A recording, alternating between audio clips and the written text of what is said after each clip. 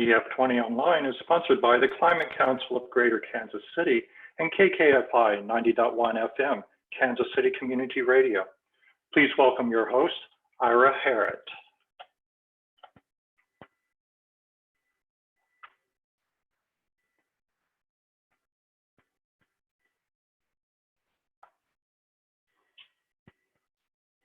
Thank you, Bob, and thanks to the Climate Council of Greater Kansas City for providing us with Zoom support for this event. My name is Ira Sarkar Harrett, the Sufi Director on the Greater Kansas City Interfaith Council. We want to thank you for attending this Zoom forum, Faith's Call for Climate Action. We hope that you are each safe and well during these pandemic times. Our prayers and hopes go out to each of you. I first want to provide you with a brief overview of the program. We will begin with an opening prayer by Bennett Seaman, an at-large director of the Greater Kansas City Council, Interfaith Council from the Church of Scientology. This will be followed by a program introduction, contextual remarks by Doug Cluck, a NOAA climate scientist, an introduction of and comments by our faith panel members, Q&A where you will be able to post questions by opening the Q&A window through a button at the bottom of your screen.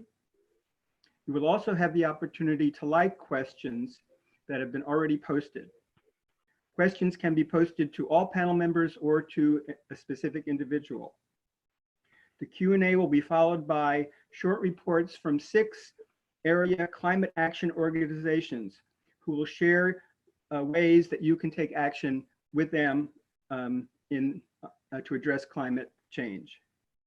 Links to the climate organizations will be provided at the end of the forum. And now, Bennett Seaman.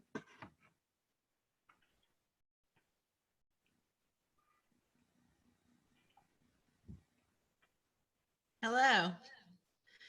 First, we're very glad that you all chose to attend this with us this evening. If you would all please join me in a moment of meditation, reflection, or prayer. Together, we seek wisdom and guidance as we face and move through our current challenges. If we have ever doubted our global interconnection, our eyes are open now. We see clearly how this spreads across our world, touching each and every life. And now shedding light onto that which has not served us. In this moment, we seek increased strength and courage to remain steadfast, so we may persevere, protect, and heal not only ourselves, but those around us and our planet Earth.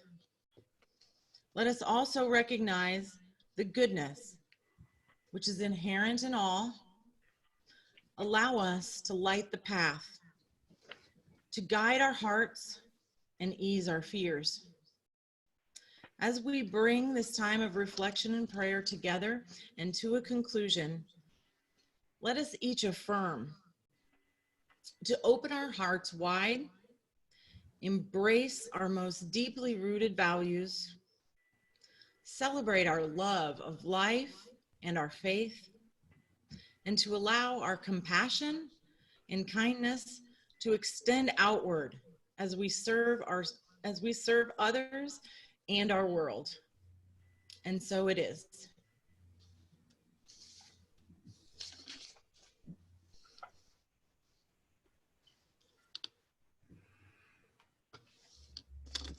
Thank you, Bennett. Again, I want to thank you for connecting to this Interfaith Climate Forum. We have organized the forum knowing that climate change is a threat to the existence of all humanity and requires immediate action from people of all faiths. Some may wonder whether we should be concerned about climate change when we are in the midst of a pandemic. And to those, I encourage you to recognize that climate change is a threat to all life and is a public health threat that scientists believe exacerbates the emergence of new infectious diseases and can multiply their risks. From scientists predicting that thawing permafrost is like opening a Pandora's box of diseases to which we may have no immunity, to climate change increasing human contact with diseases transmitted from wild animals, to climate change's impact on the social and environmental determinants of health, decreasing availability of clean air, safe drinking water, sufficient food, and secure shelter. Climate change and pandemics are interrelated. But we also recognize that our unified and massive response to the COVID-19 pandemic offers hope to mitigate the suffering and fear we experience. Our hope arises from our ability to come together and address this pandemic, and that this experience can bolster our ability to make the changes necessary to address the climate crisis. And finally, the pandemic has shown us the indisputable truth that viruses and climate disruption recognize no borders and no classes. It has shown us that the injustices and inequalities in our society are not only immoral, but also a threat to the health and well-being of all members of our society. It has shown us that, as Dr. Martin Luther King Jr. said, we are caught in an inescapable network of mutuality, tied in a single garment of destiny. Whatever affects one directly affects all indirectly. We are one human family, whether impacted by a pandemic or climate crisis. We hope, as we create new patterns of social and economic behavior in response to COVID-19, that the truth of our interdependence and common humanity will be a lesson that shapes more just, sustainable, and green systems, providing good green jobs and healthy communities for a post-COVID virus and a carbon neutral future. With these things in mind, I would like to introduce our first speaker, who will provide a context for our discussion. Doug Cluck is a National Oceanic and Atmospheric Administration Central Regional Climate Services Director. Doug has worked for NOAA for 28 years. His current responsibilities are to communicate and collaborate with federal, tribal, state, and local governments, as well as the private sector, NGOs, and academics on all things climate related. He was born and raised in Nebraska and has lived in Kansas City since 2000.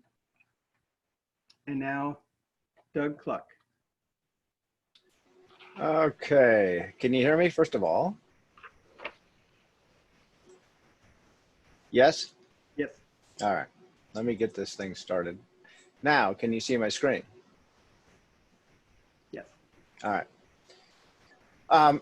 So thank you for inviting me to this important discussion today. And I don't know if we're quite kicking off Earth Week, but anyway, I'm going to be talking a little bit about some of the particularly one or two reports that came out over the last few years and that will continue to come out over the next few years from the National Climate Assessment. And I'm going to some degree, bring it home to Kansas City a bit.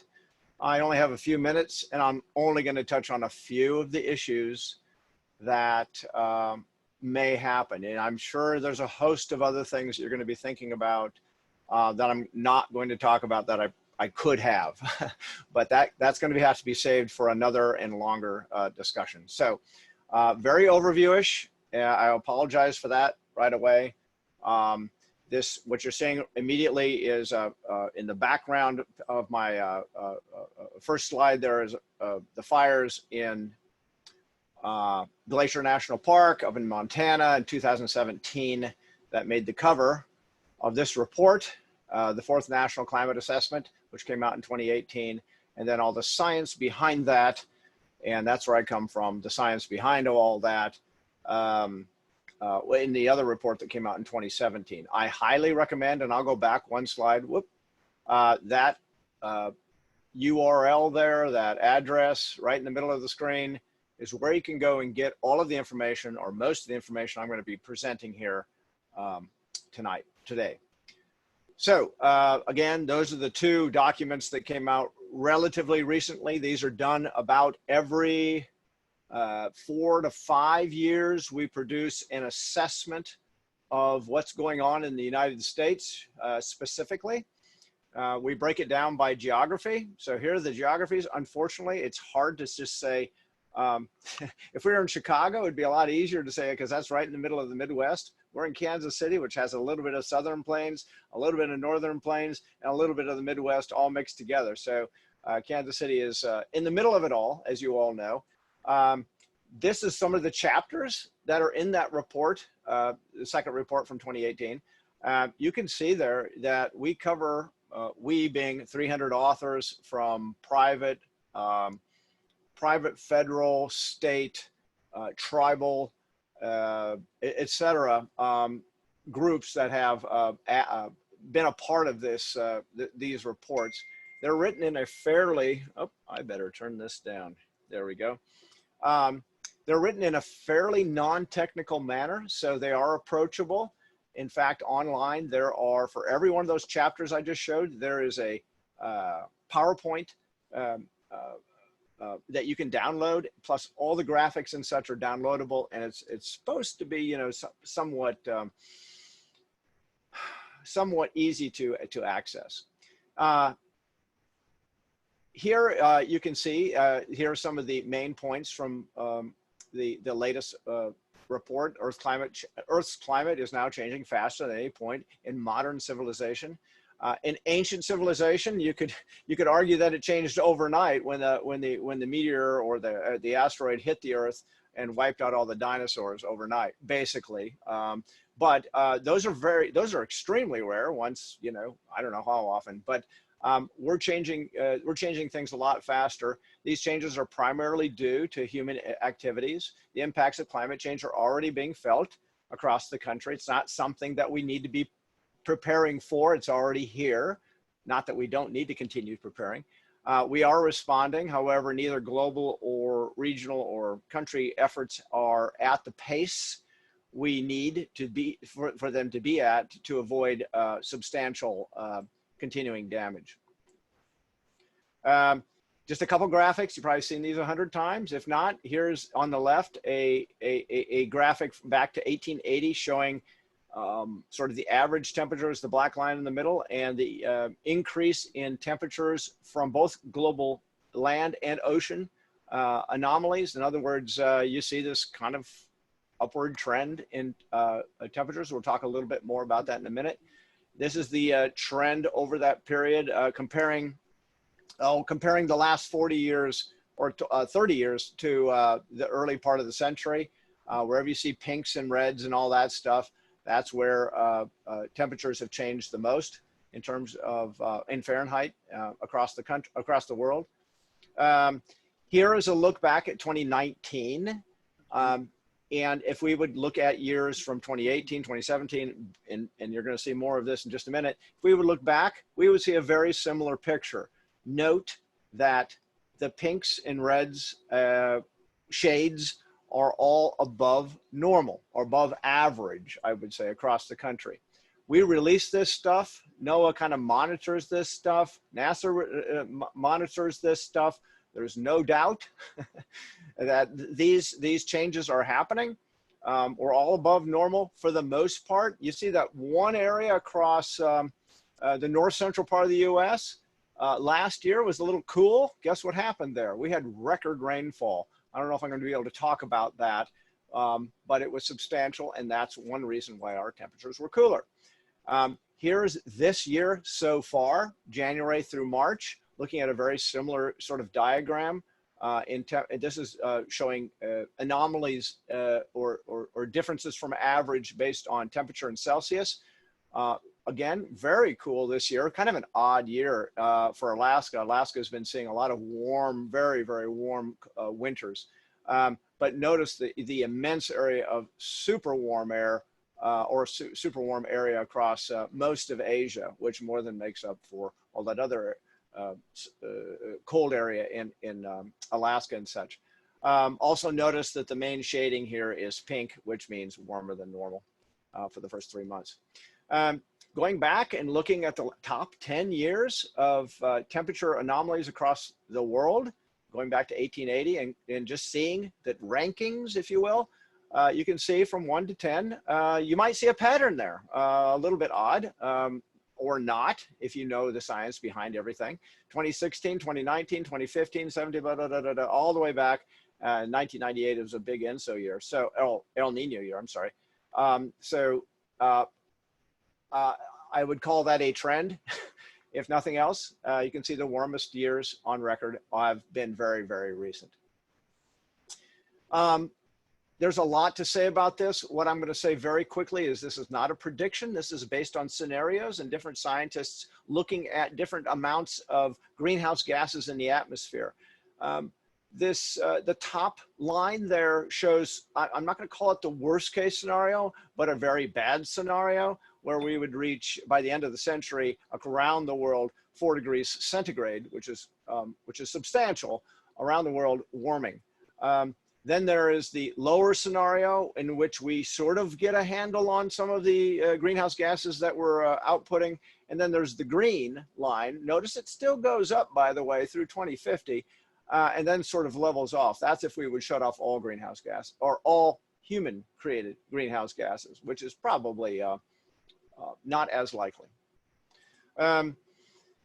These are the trends in real time. This is not a projection. This is now. These are the annual temperature increases as we have monitored them over more or less the last century. Again, we're comparing the early part of last century to the latest 30 years. And you can see the trend in winter, more or less, is stronger than it is in the summer. There's a number of reasons for that that I don't have time to get into, but there's the trend. And this is just observed, okay? This is not anything forecasted. Here is the outlooks, both mid-century, say 2050 and 2100, for that lower scenario in terms of less greenhouse gases on the left, more greenhouse gases on the right.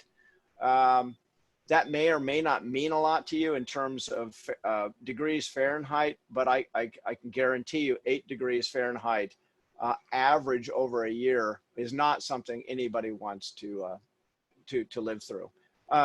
Here are some model outputs from, again, the higher greenhouse gas output by mid-century. How many more, for example, how many more days over 90 might we see per year based on that model? And the answer is 20 to 40 in our region.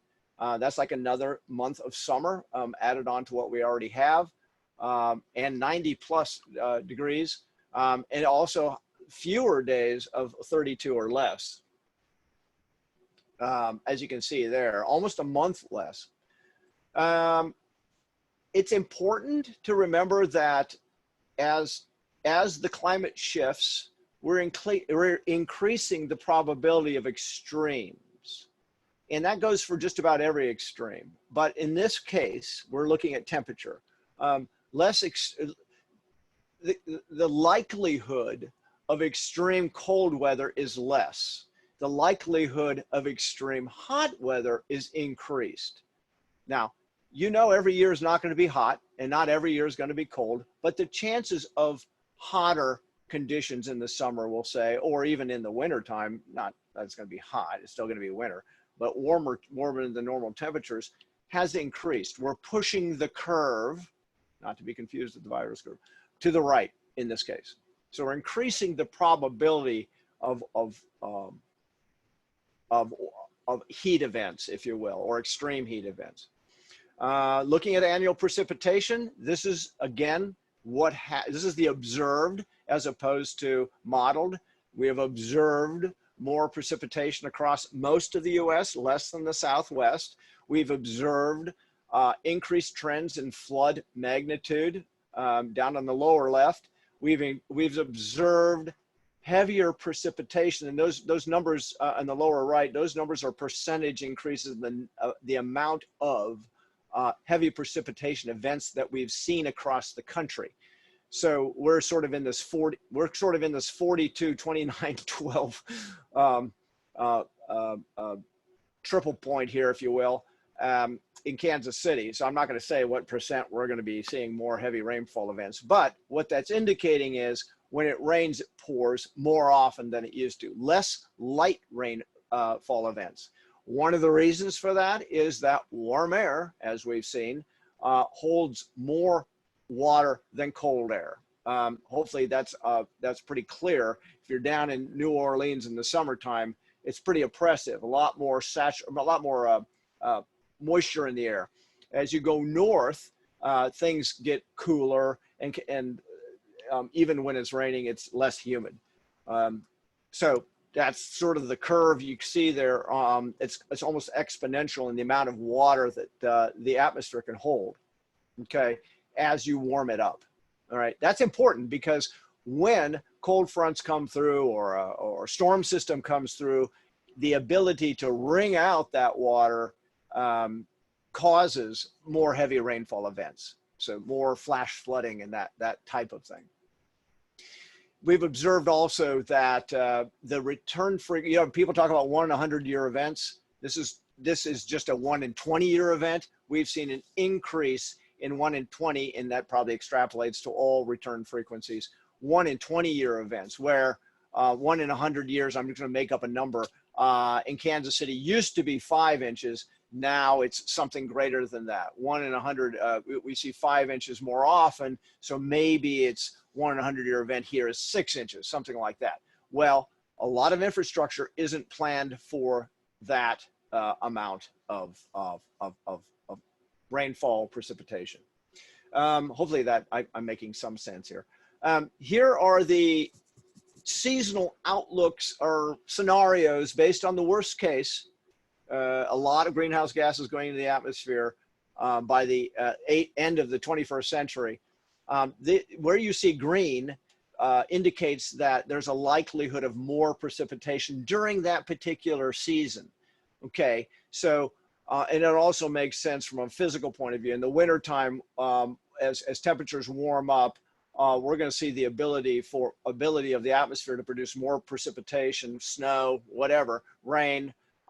In the wintertime, look at Alaska, for example, very, very wet throughout that period because there's more warmer temperatures and thus more water in the air. It's a little troublesome to see, the central part of the U.S. get drier in the summer where things are supposed to be growing. But winter and spring show indications of wetter than normal conditions.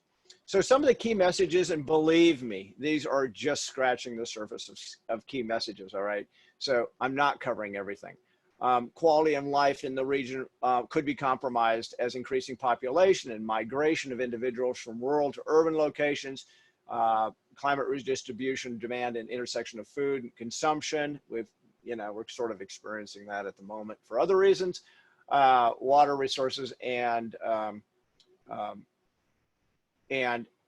so they're saying that a growing number of adaptation strategies are going to need to be in place, early warning decision support, all that stuff, so we can see hopefully better when these things are going to impact us. I've already mentioned infrastructure to some degree. Not only temperature, but of course precipitation is going to cause a lot of issues. Sea level rise is mentioned here. It's not a big deal yet in Kansas City. I'm not going to predict that one, but I will say that flash flooding and more precipitation, and heat indices or heat issues in the city are going to always be, in urban areas, are always going to be a rising issue as well. We've seen the Missouri River go out of its banks a number of times lately. We have a number of people looking into that. This is a really important one too. Ecosystems and ecosystem services are going to be directly impacted. We're going to need to adapt and figure out how to deal with these changes to ecosystems, and so are they. Not that they have much choice in all of this. Human health is a huge issue, as you might suspect.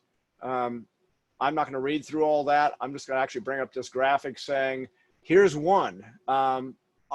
In addition to all the things we're experiencing or have experienced already, our allergy season is, and that's, you know, if you're an allergy sufferer, I do feel for you. Your season is being extended, I'll put it that way, as we get warmer.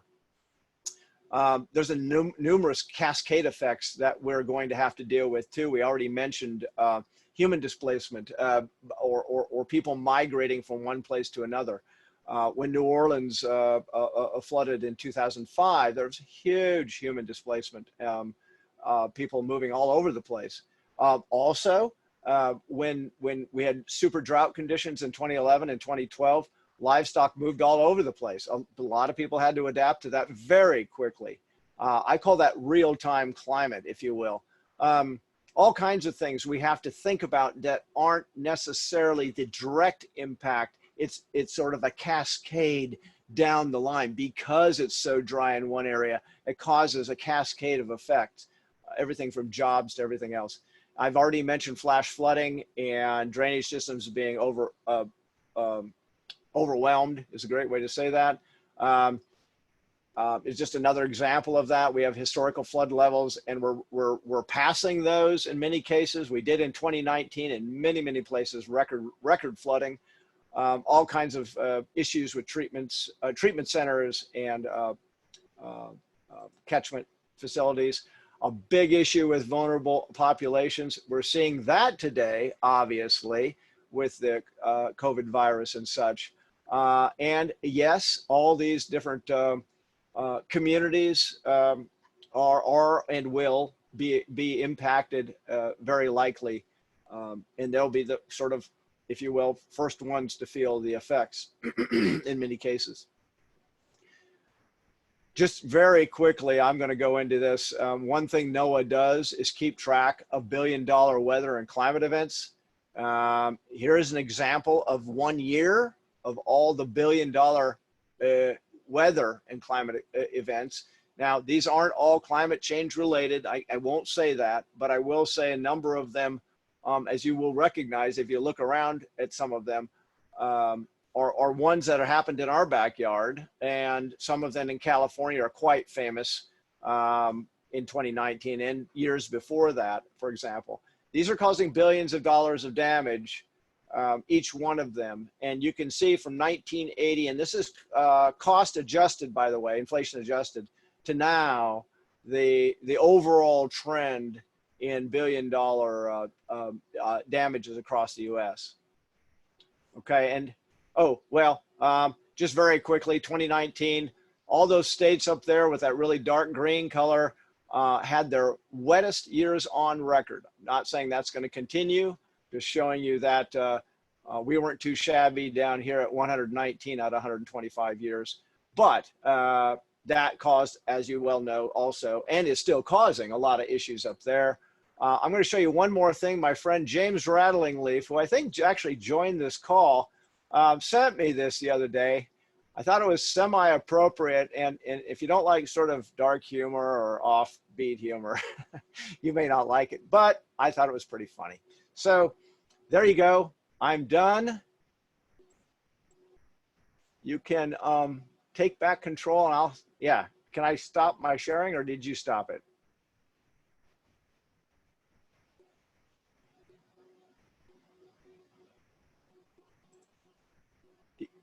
You back, Ira?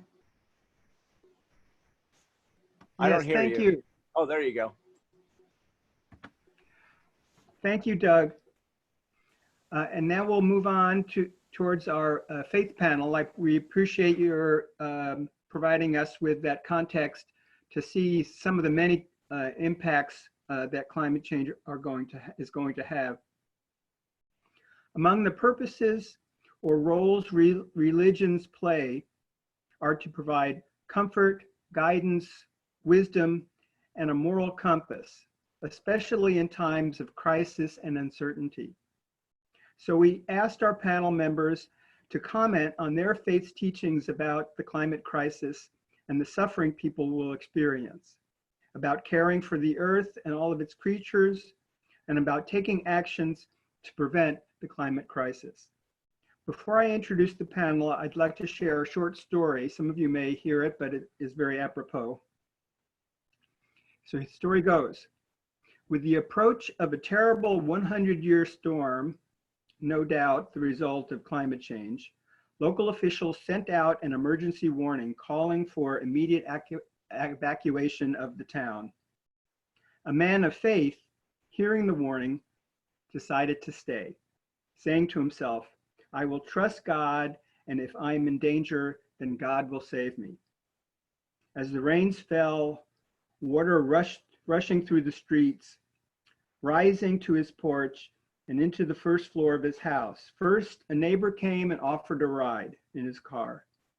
Then a man came in a rowboat, rowed up to the porch and offered the man escape. But the man refused each time, saying, God will save me. The floodwaters rose higher, causing the man to retreat to a second floor. A police motorboat came by, but again the man refused, certain the Lord would save him. After the man retreated to the roof of his home, a helicopter came and dropped a ladder, but still the man refused, stating, no thank you, God will save me. Shortly after, the house broke apart and the floodwaters swept the man away and he drowned. When in heaven, the man stood before God and said, I put all my faith in you. Why didn't you come and save me? And God said, son, I sent you a warning. I sent you a car. I sent you a rowboat. I sent you a helicopter. What more were you looking for? Whatever you might call the divine, God or the universe has clearly warned us about climate change. We have the tools we need. We have choices and actions we can make to address the crisis. Neither the kind of faith in this story nor the faith that in action will make the climate crisis disappear are the kind of faith we need at this time. Instead, we must act and use the wisdom, inspiration, and strength offered by our faith traditions to make the compassionate and effective actions that are necessary. And now we are fortunate to have a great panel of who will speak in the following order. Sharing a Native American perspective, Rhonda Lavaldo, a faculty member at Haskell Indian Nations University in Media Communications in Lawrence, Kansas. She is producer, host of Native Spirit Radio Show on KKFI Community Radio, and is past board president of the Native American Journalist Association. She is from the Acoma Pueblo near Albuquerque, New Mexico. Sharing a Buddhist perspective, Andrea Dulac has been an active member of the Rime Buddhist Center since 2014. She has been a Rime board member since 2016. She is co-facilitator of a Buddhism and environmentalism class and serves in the prison ministry outreach, visiting people serving time who are interested in meditation and Buddhism. Sharing a Jewish perspective, Rabbi Moti Reber is an independent rabbi and director of the Kansas Interfaith Action, a statewide faith-based issue advocacy organization that brings faith into action on a variety of racial, economic, and climate issues. He was a former director of the Kansas Interfaith Power and Light, which engages faith communities in environmental stewardship activities. He lives in Overland Park with his family. Sharing a Christian perspective, Reverend Dr. Vernon Howard is the senior pastor at St. Mark Church in Kansas City, Missouri, and president of the Southern Christian Leadership Conference of Greater Kansas City. He has been raising the moral consciousness of Kansas Cityans in support of a livable wage and leads campaigns for racial and economic justice throughout Kansas City. Sharing a Muslim perspective, Manaj Shabir is founder of Shabir Advisors, an integrated strategic management consulting company focusing on planning, marketing, public relations, diversity, transformation, and education on a national and international basis. She is past president of the Heartland Muslim Council, board member emeritus of the Crescent Peace Society, and an advisory council member of the Greater Kansas City Interfaith Council. Each panel member will speak in the order that they've been introduced and will introduce themselves. So thank you. And Rhonda, if you would like to share your thoughts. Hello, Rhonda Lavaldo, Acoma Pueblo. Thank you for inviting me. I think as Native people, we've always been stewards of the earth. And even as a child growing up, I've always known that we're supposed to respect Mother Earth. We're always told to respect the resources that are given to us. So praying for those resources, making sure we give thanks every time. If you go out hunting, you're praying, thanking for that life that was given so you could eat. And so as a journalist, a Native American journalist, I feel it's important to tell the stories of my fellow brothers and sisters that are out there that are doing the work to make sure they're getting their message out there. And I think as a Native American journalist, we want to make sure our stories are told correctly. So there's been a lot of times that we've had non-Native journalists that parachute into Native communities and don't tell that story correctly and take advantage of certain things like poverty porn, showing how poor our communities are, and that's not what should be shown. It should be shown that, you know, how much we care for each other, how much we care for other issues in the land. I would like to say that as a journalist, I have been able to work with some of the best people out there in Indian country who have gone out of their way to fight for environmental rights and tell their stories. One such person is Oren Lyons. He's a faith keeper for the Iroquois Confederacy. He started early in 1977. He went to the UN to ask for environmental issues to be discussed that were affecting his people. Working at Haskell, I've been able to work with Dan Wildcat, who's a member of the Yuchi tribe. And he recently wrote a book called Red Alert, Saving the Planet with Indigenous Knowledge. And I've been able to work with him, making sure his information is getting out there with his indigenous climate change group that he brings, and making sure their information is getting out there. And he does a tremendous job of gathering all these people, whether it's in Lawrence, Kansas to Haskell to talk about their fights.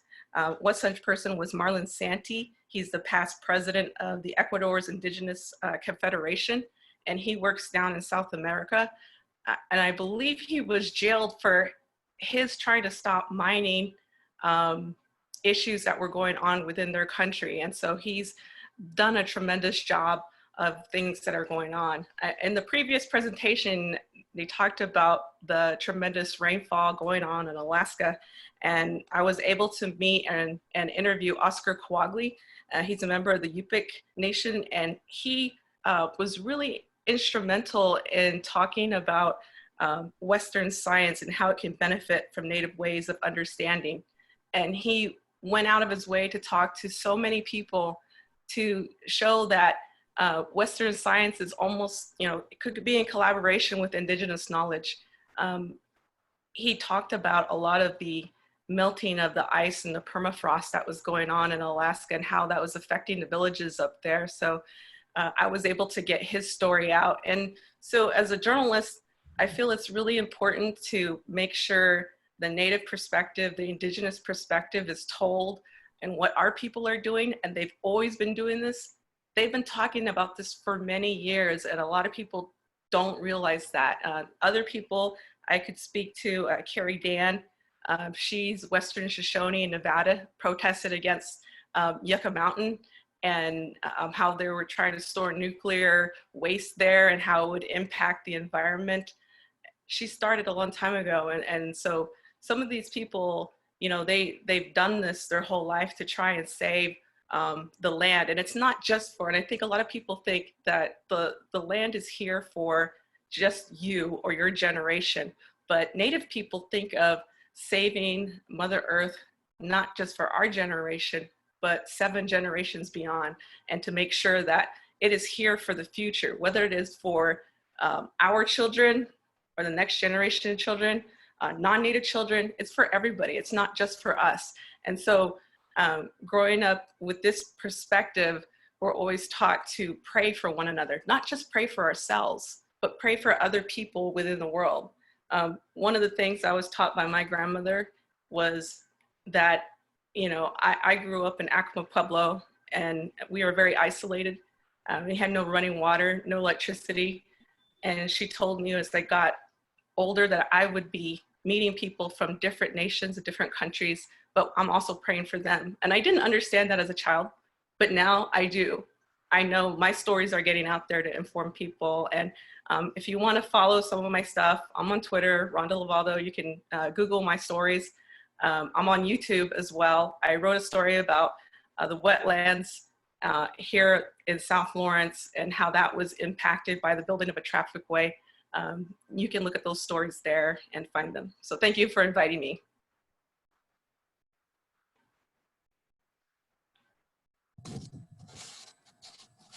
Hi, so I'm Andrea Dulock, speaking on the Buddhist perspective. Also, thank you very much for inviting me to share a few thoughts. I will focus just on a few elements of Buddhism that are particularly relevant. Those include non-harm, loving kindness, interconnection, and intention. So a very foundational teaching is that of non-harm in Buddhism. It can be seen as an ethical precept, a way to live. So it is living in a way that is gentle, that is respectful to life, that exhibits our reverence for life. That is the life of animals, the life of plants, of water, and humans. Now, vegetarianism is often associated with Buddhism. And while that's not strictly the case, the idea of non-harm can lead us to that lifestyle. Looking deeply into our actions in terms of the harm that it causes beings like animals and the negative effects of the earth, after contemplating these things, many of those following the Buddhist path are making this choice, and others, to have a vegetarian diet, or making progress towards that, such as becoming 50% vegetarian, and working your way to more. And that is another important point, which is we really start where we are. There is a metaphor of the Buddhist path, and that's a step-by-step path out of suffering. It's called the Eightfold Path, and it's not overnight. We develop compassion for ourselves, and then we extend it to others. We develop loving kindness for ourselves, and then we extend it to others eventually without a single exception of a single being. So we start to transform our minds and our speech and our actions.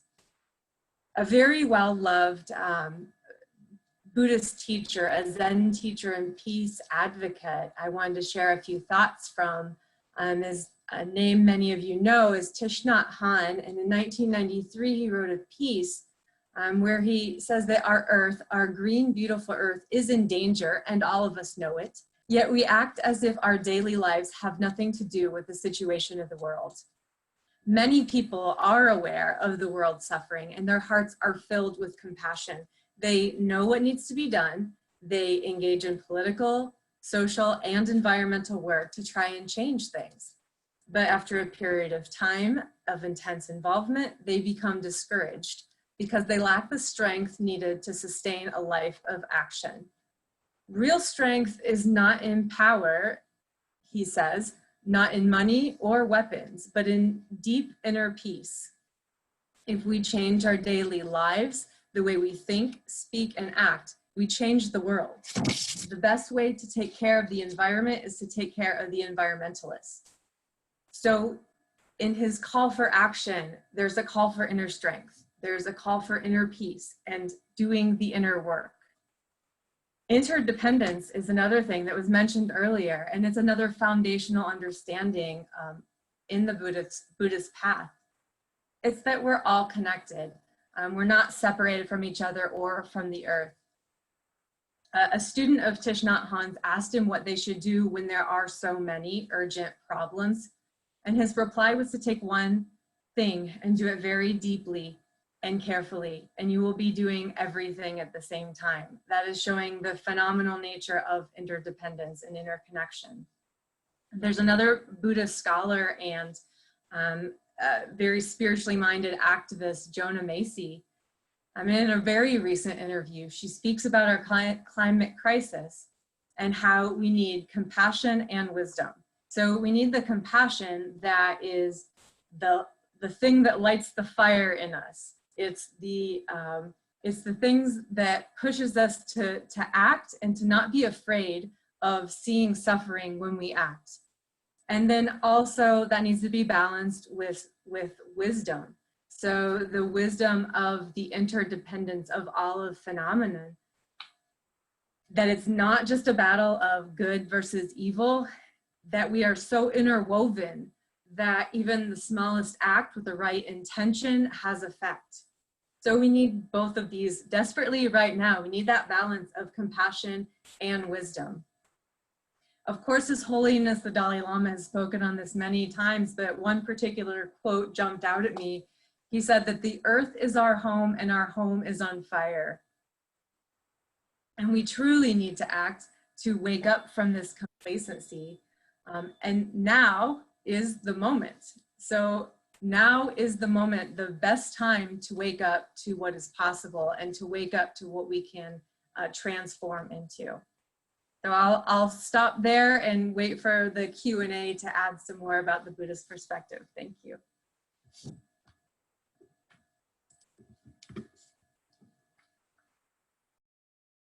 Hi, I'm Rabbi Moti Reber. I'm here to give a Jewish perspective on this issue, and I'm going to share some slides.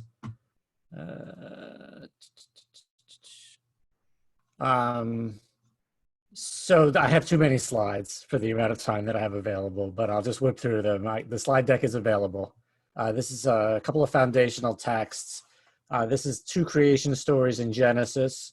One is the mastering story, fill the earth and master it. And the second one is the stewardship story, which is taking the human and putting him into the Garden of Eden to till it and tend it. So this is a balance that exists in our lives between our ability and even to some degree our responsibility to use the resources that are available to us for the benefit of human life, but also our responsibility to stewardship. That we are, very important concept is that we are in partnership with God in the maintenance of creation, or in the improvement of creation even, in the improvement of the world. This is a rabbinic text. Look how beautiful, this is God speaking, look how beautiful and praiseworthy are my works, everything I created for you, but be careful, don't spoil or destroy my world, because if you spoil it, there will be nobody after you to repair it. So this sense that humans do have a lasting impact on creation. It was given to us and we have the responsibility to maintain it. Now I want to give you 3 Jewish values. I'm not going to read these whole texts, but I'm just going to give you the overview. So the first one is called Bal Tashchit, which means do not waste. And the proof text for this is in Deuteronomy, and it's the story about not chopping down trees. If you're besieging a city, you're not supposed to chop down the trees because the trees are not part of the war. Only if you need to eat the fruit, you are not supposed to damage things unnecessarily. Do not waste. So of course we do a lot of wasting. We waste all sorts of things, which is one of the reasons why we have this issue with climate disruption. We waste food, we waste energy, we're wasting our climate budget. So this is something that we have a great deal of problems with. The second one is Tsar Baalei Chaim, which is the prohibition against hurting animals unnecessarily. And this is the fledgling, don't take the fledgling with the mother. So again, this is a place where animals are available for human use in certain ways, but we're not supposed to waste them or make them suffer unnecessarily. And these concepts, says Rabbi Larry Troster, is to control our greed and to put us to put limits on our power.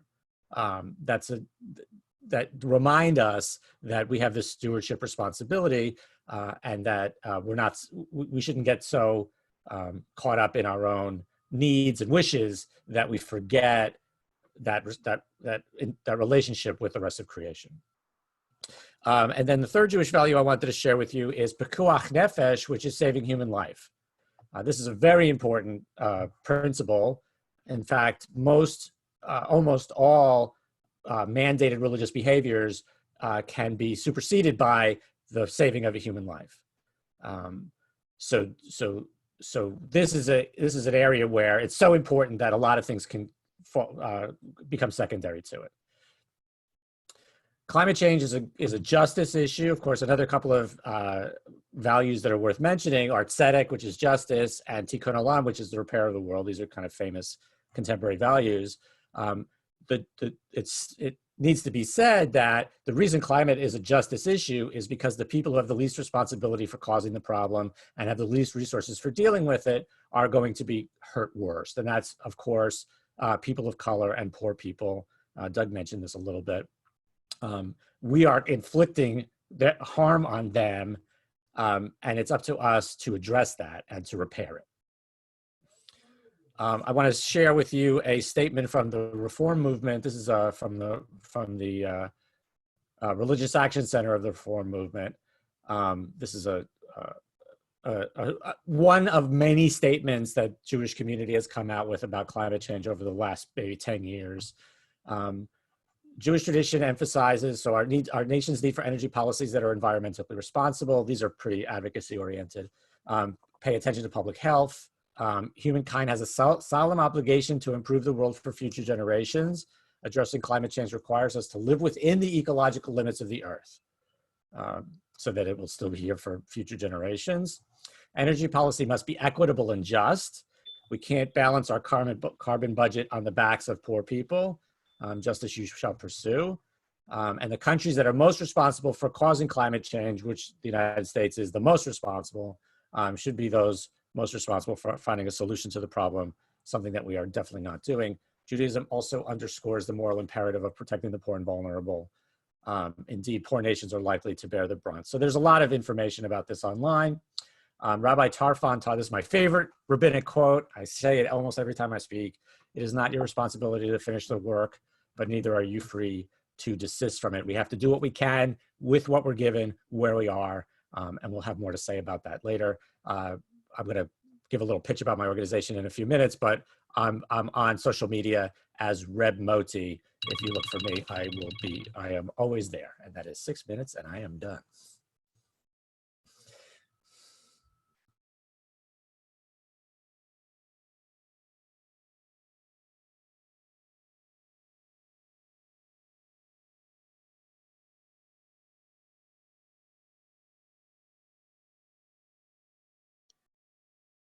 Good afternoon, everyone. It is a blessing to be here and to be with Faith's Call for Climate Action, a virtual interfaith forum. My name is Vernon Howard, senior pastor of the St. Mark Church of Kansas City, Missouri, and also president of the Southern Christian Leadership Conference of Greater Kansas City. We bring you greetings from both of those entities, and both of those entities, one a Christian church, the other a human and civil rights organization,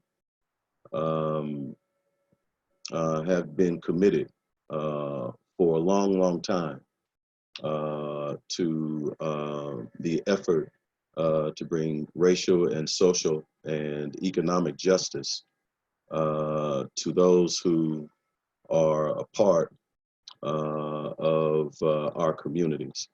And so I am grateful and thankful to be with you today and to be a part of this particular event on today. I'd like to start by sharing a screen that I'm hoping will be helpful for our conversation today, and thankful for this opportunity to present this information. I wanted to actually begin and note a quote from the website of the Climate Council of Greater Kansas City. And there was a quote there that provides a great segue into my comments. And the Climate Council of Greater Kansas City writes, and I quote, "We are committed to addressing the intersection of climate change and economic, social, and racial disparities, and working closely with partners who understand this intersection," end quote. And I'd like to say that my comments center around moving, if we might, from intersection to unity. And the public response would be from SCLC and those of us who understand that intersection is that, quote, "We stand at that intersection, hoping to take joint action to address the solutions to global warming and to be equally as passionate about redeeming God's earthly creation as we are about redeeming God's human creation." I believe that for too long, and this is, I believe, justified because of the severe human injustices that African American and other people of color and other folks within our demographics have experienced, we have tended to place issues of social justice, economic justice, and other forms of justice, racial justice, as a priority.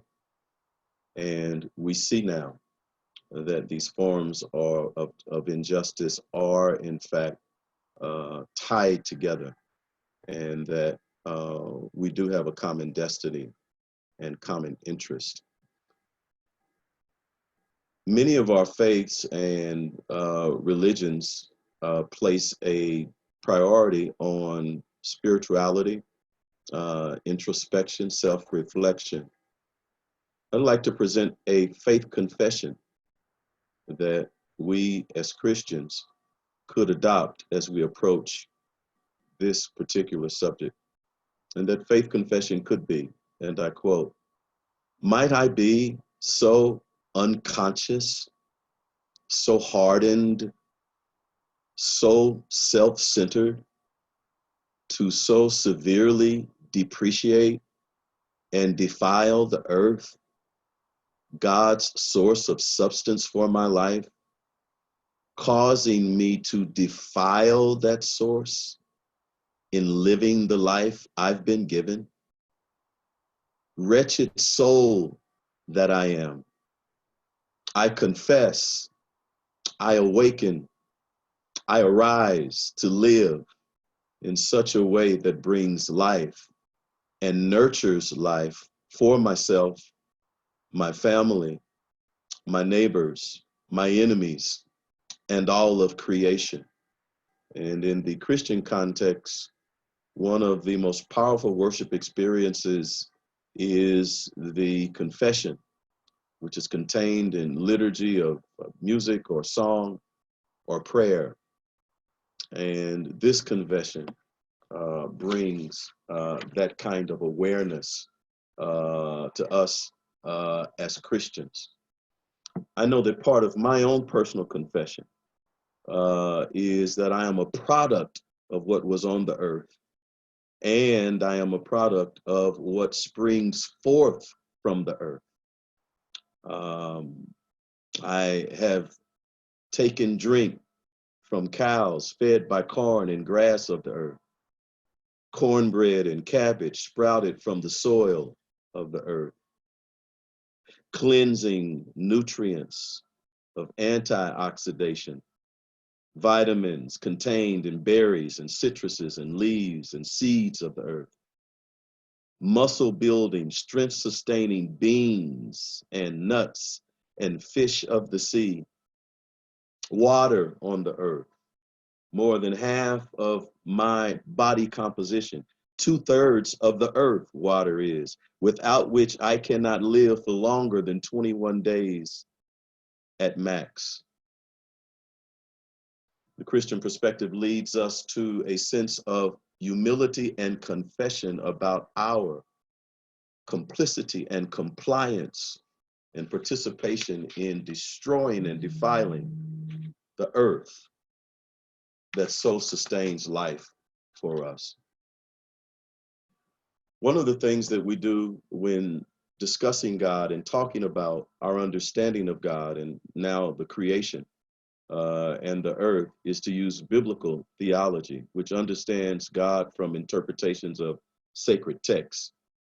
And I thank God for Rabbi Moti did such an outstanding job in his biblical theological presentation.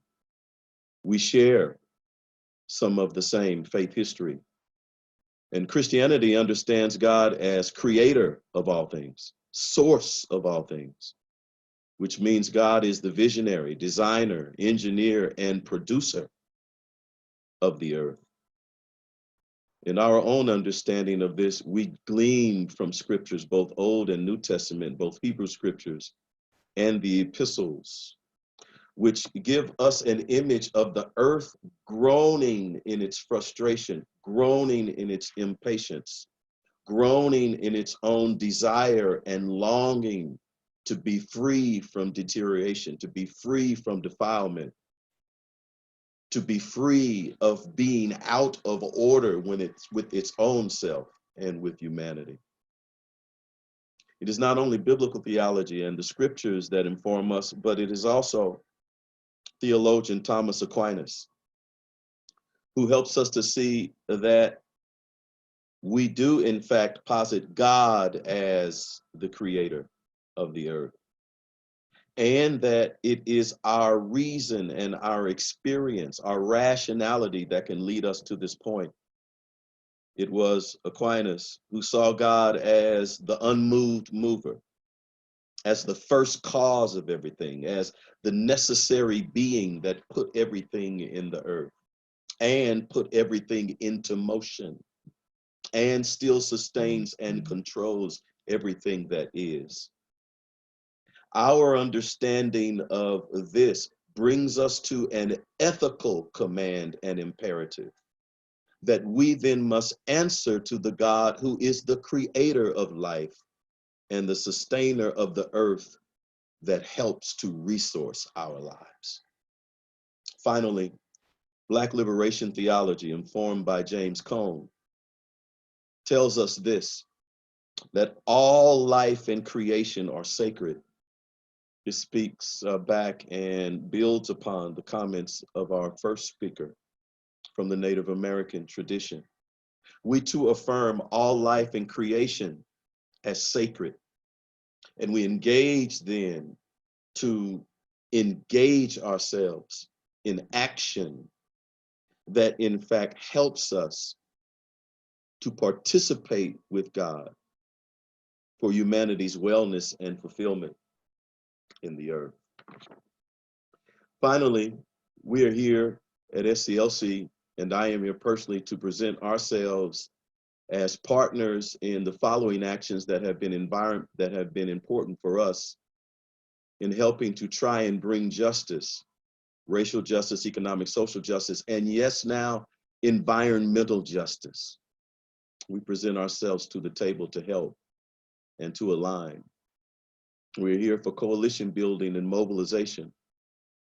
We're here for proclamation and teaching and education about the ethical norms that we are to arise to. And we're also here for participation in the transformation and redemption of our whole human family and of the earth, from which we cannot be separated. And so we look forward to working with the Greater Kansas City Faith's Call for Climate Action and all of those agencies that are part of this work. Thank you very much for the opportunity to be here.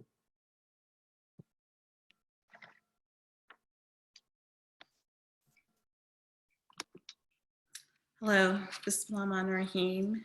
Assalamu alaikum. Peace be on to everyone, and thanks to everyone for participating in today's program. So I'll be speaking on the Islamic perspective of climate. So care for the creation is a fundamental part of Islam. The major Islamic texts themselves, the Quran and Hadith, refer to nature and its sacredness. Various stories and sayings associated with Prophet Muhammad, peace be upon him, encourage thoughtful stewardship and suggest care for God's creatures. The Quran, the ayah, number 2445, in Surah Nur, which means light, tells how Allah, the Arabic word for God, created every living creature from water, and the Hadith instructs us that we are stewards of the earth. We have a similar theme amongst all of our faiths. The earth is green and beautiful, and Allah has appointed you his stewards over it. The whole earth has created a place of worship, pure and clean. Whoever plants a tree and diligently looks after it until it matures and bears fruit is rewarded. If a Muslim or anyone plants a tree or sowed a field and humans and beasts and birds eat from it, all of its love on his part. So Prophet Muhammad, peace be upon him, variously also instructed lessons about water conservation, avoiding the wasteful consumption of resources, proper land use, stewardship of the trees, similar to what Rabbi Mahdi said about cutting trees and things of that nature unnecessarily. And the word the trees itself is mentioned a couple dozen times in the whole Quran. And the compassion for animals and birds, he even designated a special forest park near one of the holy cities in Arabia. Again in the Quran, Surah Al-Hajj, Surah 22, verse 63, do not observe that God sends down rain from the sky so that in the morning the earth becomes green? The color of green is the most blessed of all colors for Muslims, and together with a profound sense of the value of nature as God's perfect and most fruitful plan, provides a character for the green movement. A few years ago, the greenmuslims.org was started to focus on raising awareness of global environmental issues within the Muslim community, while hoping to create a language of Muslim-based environmental issues that would precipitate across communities. This group began a discussion of what unique actions Muslims could take in addressing the environmental changes and challenges at local and spiritual level. Like, we're coming close to Ramadan, and this year will be different because of COVID-19, but usually we have these large iftar gatherings, and at the end of the iftar, which is where we break our fast, if you've ever been to one, not this year, next year, let's plan on it next year, we have a lot of trash afterwards. And so the conversation is, how do we reduce the amount of waste so that we're not adding to the problem? And a few years ago, in 2015, faith leaders, senior international development policymakers, academics, and other experts made a call in Islamic declaration on climate and adopted an international Islamic climate change symposium in Istanbul. The Muslim leaders called on the people of all nations and their leaders to phase out greenhouse gas emissions as soon as possible in order to stabilize the greenhouse gases concentration in the atmosphere, and to commit themselves to 100% renewable energy and/or zero emission strategy as early as possible. They specifically called on richer nations and oil-producing states to lead the way in phasing out their greenhouse gas emissions no later than the middle of the century. And one of the things that's part of Islam is that we follow a lunar calendar. So like, for example, when we start our fast in Ramadan, we will be looking to see when the sunrise comes. So before that, we will start our fast, and then we'll be looking to see when the sun sets. So because right after that, we will be breaking our fast, and we will be doing that for the next 29, 30 days. So the whole concept of nature is like, we do look out. We love to see the beginning of each of the lunar moons to see, do we see the little crescent of the moon that begins the beginning of that next month. And this last year, during the Hajj period, which this past year was in August, usually August in Arabia, Saudi Arabia, it's a very hot, just a very hot time. But this last year, there was torrential rains. It was so unusual for this to have happened. So we can already see the impact of what climate is having on how we are practicing, even on one of our most significant preparations, which is in Hajj. So we are all humans who live on Earth and from it. We have all been entrusted to care for the planet. We can and must do this by forging bold climate and protective ocean agreements together, regardless of belief and circumstances or status. Science tells us we have to act. Our faith in humanity compels us to do so. And so I end this part of my presentation. If you're interested in any of these pieces that I went through, you can go to the crescentpeace.org website, and I have all that information available to you. And I look forward to any questions that you may have. Thank you.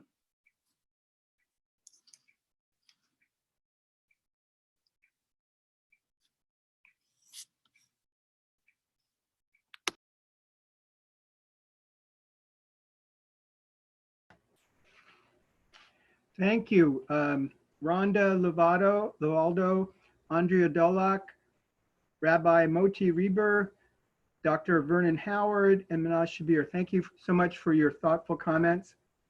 Now we will begin our Q&A. You can pose a question by opening the Q&A window in the bottom of your screen and typing in your question or liking something that someone else has posted. So as a first question, addressing climate change will require a dramatic restructuring of our social and economic systems. How can your faiths help in this restructuring? Who would like to go first?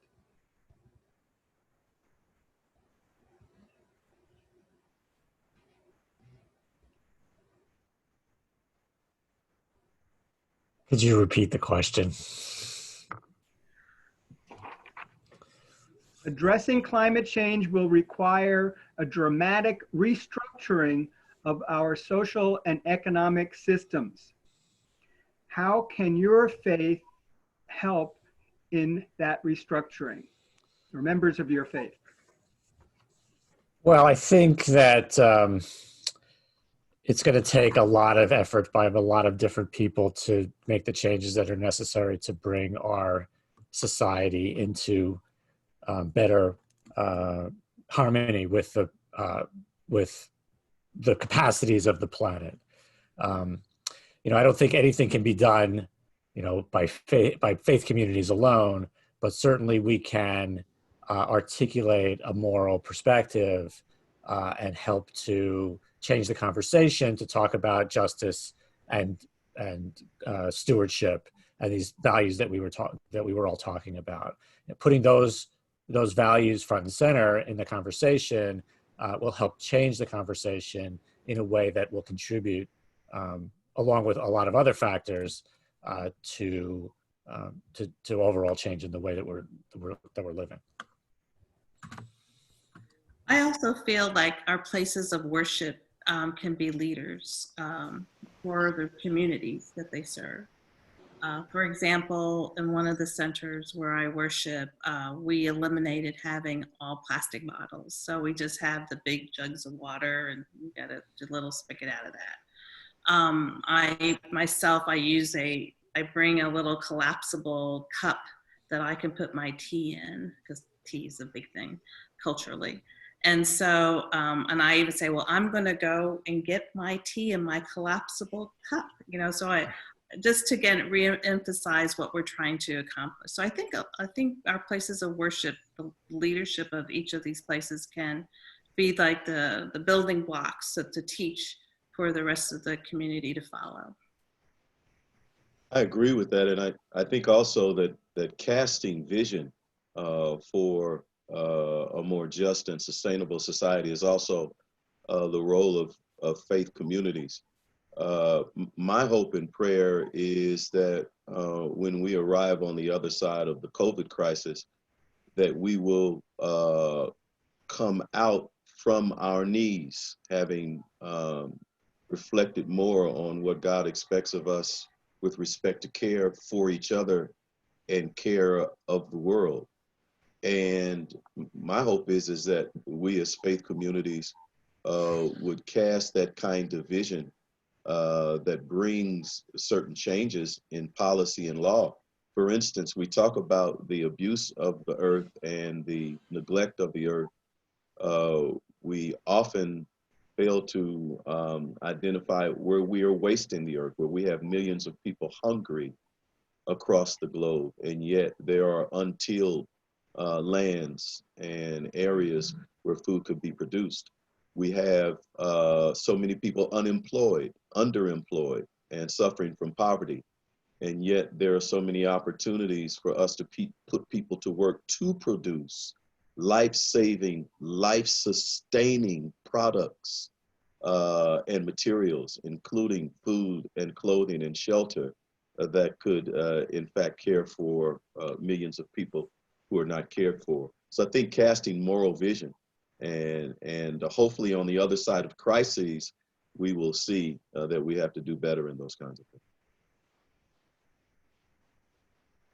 I think the Reverend is absolutely right there, and how perhaps Buddhism or many of our faiths can be leaders and have the backbone after this this time we're in, where there is already some unraveling or some breakdown of some of our systems, is we can help people be open to the possibilities, because it's going to push us through a great deal of uncertainty until things are a little bit more settled and clear.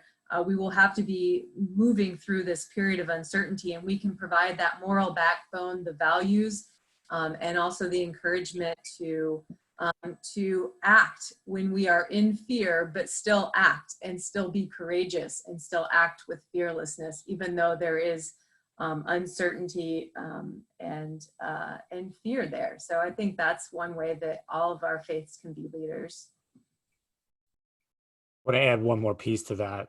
We're in a position, I think we're seeing that in COVID, but we're also seeing it with climate, that the world will be different, the earth will be different, that some of the things that we always valued will not be available to us anymore. And faith communities have an important part to play in helping people manage their grief over the loss. I think that's really vital. I don't think we've really lived up to that yet, because we've been hoping that things were going to turn out okay, because we're hopeful people. But I think we're going to need to be there as pastors and as chaplains to help people move from where we are now to where we're going, and to really be able to handle it in a way that's productive and healing. And I just wanted to say that the Native perspective on this has been like, our tribal leaders have taken on this sovereignty to the extent of basically stopping people from coming onto the reservations and not allowing non-natives to come there for fear of the COVID virus. And I think that's something you have to do. You have to make sure you're looking out for your people. And it's not just tribal communities, but I would say that within your own communities as well. Here's a question for you, Rhonda. The questioner asks, what role does tribal knowledge or indigenous wisdom play in addressing climate issues? And can you give some examples? Yeah, so, like I talked before, that we as Native people have always valued our planet. We've always valued the land, Mother Earth, as we call it. And, you know, growing up as a small child, I know that you're not supposed to waste anything, not even throw out water, because water was so important. I grew up in a desert, and so we value everything that we have.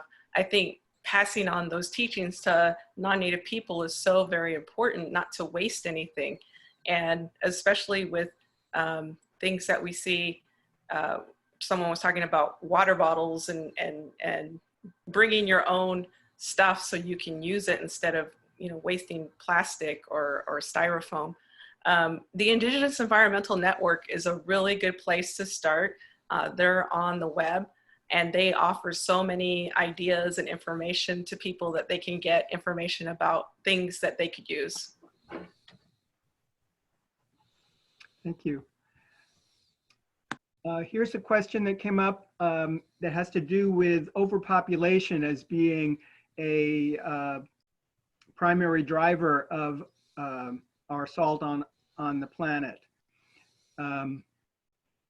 What do our faith teachings tell us about this, about the responsibility of limiting family size?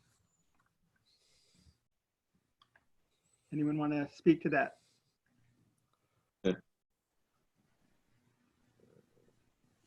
I don't want to go first every time.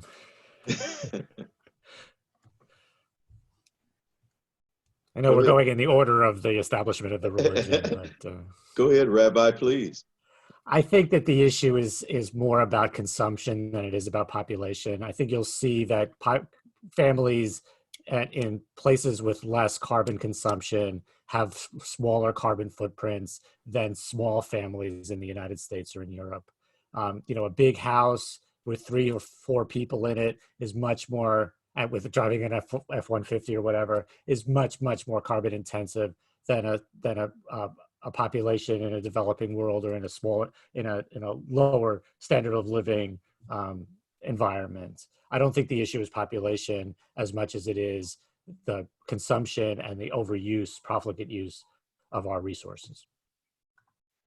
It's wealth that's the problem, not population. I would totally agree with that, because within our communities, like, we grew up in very small households, but we had a lot of people in them. So I don't think that's the problem. I think we also have to be careful as time goes on that we don't get into sort of eco-nationalist or eco-fascist kind of coloration where we need to like solidify our borders and do these kind of intensive planning of other people's lives, scripting of other people's lives. Cooperation is going to get us a lot further than command and control. And I think focusing on population tends to lead to that sort of thinking. I would also add that I don't think it's religion. I think it's more about the culture of wherever someone lives. So I think like in places like where my family came from in India, the footprint there is very small compared to in America, where we have a large footprint. We have to, like you were talking about earlier about the 2-car garage, that kind of thing. So I think if we as a culture, as an American culture, start to look at how we consume. So that would make a difference. I don't think it's population. I don't think it's, as far as religion, the question, I don't think that's it. I think what we have to look at is that where we are living, what part of the world we are living, to look at that.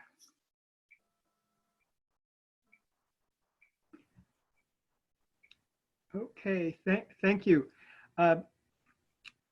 Dr. Howard, how have communities of color in Kansas City been affected by our lack of care for creation locally?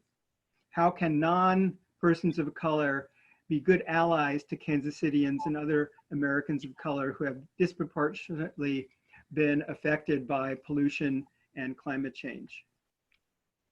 Well, I think the most glaring example of our inability or unwillingness, I think both sometimes, has to do with the scenario in Detroit, Michigan, where we know that the water has challenges. It's tainted, poisonous, and for that particular crisis to be centered in an urban setting in a city that, and actually it's Flint, Michigan, in a city that's some 80 to 90% African American, smacks of systemic and structural racial disparity and racism because of its outcome and its disproportionate effect. And I think the Flint situation, which still, by the way, is not resolved even today, is a classic example of that intersection that we've been talking about. It's one example of the way it manifests itself with respect to both climate justice and social or racial justice. I think in Kansas City, what we have experienced in Black urban churches and some of the zip codes that we're in, I serve and work and live in 64127. There are others in 64130 and other zip codes, where it is not necessarily the natural environment in terms of air quality or water quality or so forth, but it is the quality of life in the environment that is human made. For instance, we have a serious problem in poor communities with respect to housing that has lead poisonous paint in it still. And there are still African-American children, even in Kansas City, who struggle with that. Related to that then is the whole notion of unbridled capitalism and how profit and wealth tend to be a priority sometimes over against human life and human wellness and human health. And so I think with the lead paint issue and then other environmental issues, we all know it's easier to find a gun or easier to find dope or illegal drugs. It's easier to find at liquor stores. It's easier to find a whole host of things that are not good and well for a community in communities of color often. And so that's very significant. I would say to the point of what a person who is not a person of color can do, we've got to begin to cross those bridges. I thank God for being on this platform today to be able to connect with others. And we have to continue to do that, to seek out agencies and entities and people who are passionate about the work and engage together across those kinds of racial boundaries and geographical borders. I just want to mention too that KCPT did a documentary called, I think it was called Water, and it talked about the runoff of the water that comes from southern Johnson County and how it comes into Jackson County and how it affects the water quality in the inner city. And until I saw that, I wasn't aware. So it was good to know these things, and then I'm hoping like people will take action on once you know something, then you can take action on it. And so it's on the KCP, you can find it on YouTube. I think it's called Water from KCPT. This is for Doug Cluck. Do you know if NOAA has worked with indigenous nations? If so, how? I think someone I know might have asked that question. So there are numerous examples, I guess you would say, of how NOAA's worked with tribal and indigenous peoples across the U.S. There's a NOAA, part of NOAA is a marine fisheries office, and they work extensively with tribes on fisheries and such. What we do in sort of the center of the country is more informational and capacity building with tribes. A lot of that is basically or is often with Bureau of Indian Affairs funding. There's actually resilience funding for tribes that goes a long way to helping them develop adaptation plans, climate adaptation plans, which is fantastic.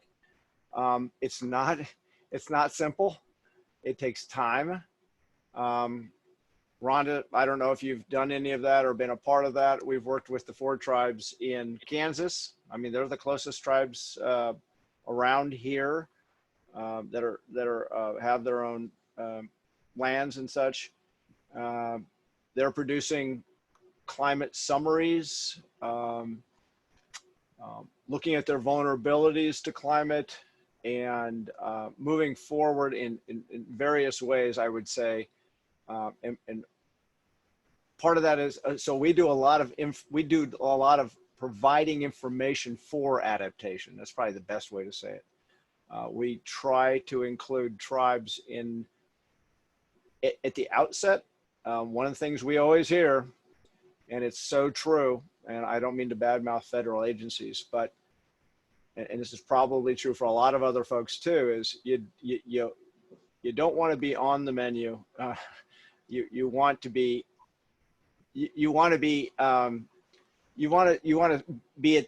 in the beginning of a conversation rather than at the end of a conversation. So I think that a number of us try to do that with tribes in other communities as well. So yeah, we work with tribes. Okay, thank you. Let's see. Here's someone that's speaking to the urgency of the climate issue and the role that faith traditions have, and asks, are faith leaders sufficiently asserting the role of kind of moral leadership? And I'll add to their question, how can that be stimulated so that faith leaders locally and in larger bodies take a more active role?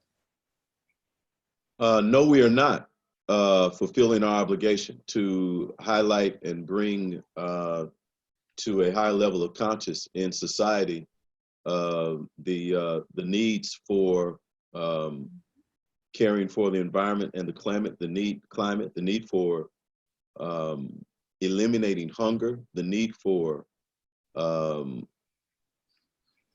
eradicating poverty from those, the need for living wages for people who take the personal responsibility to work, the need for health care for absolutely every individual that doesn't break them and that they have access to. All of these things in my mind, and I start with my own self, that I confess that I have not done the best job that I can do. And I don't think faith communities have. And there's so much more that we can do to dramatize the problems, to lift up official and formal vision statements for governments and municipalities and for communities, to be more vocal and outspoken and in our efforts. And so for me, that's a point of confession. And I must confess that I am part of the problem.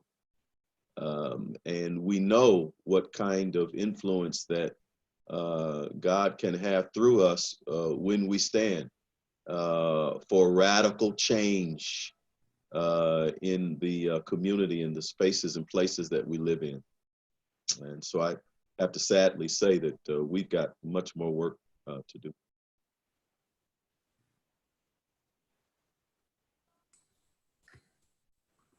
So from the Buddhist community, I know under the leadership of Lama Matt, this year particularly, we've really made a stronger effort than ever.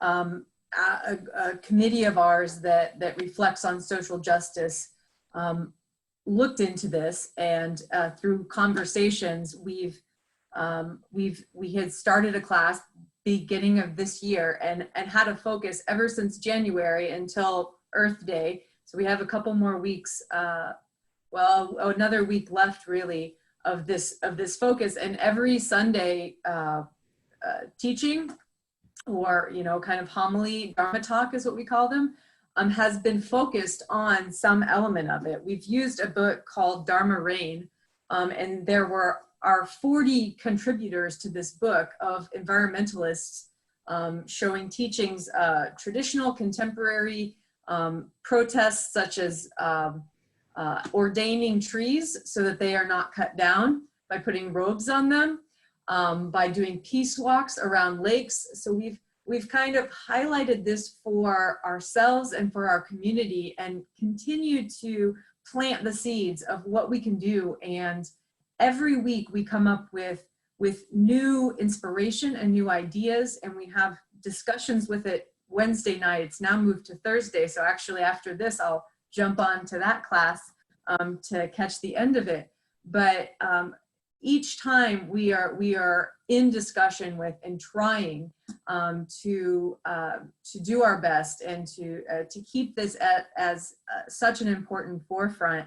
And in the work towards building a new temple, we are following guidelines for mitigating climate change, looking at our carbon footprint, looking at building efficiency, design efficiency.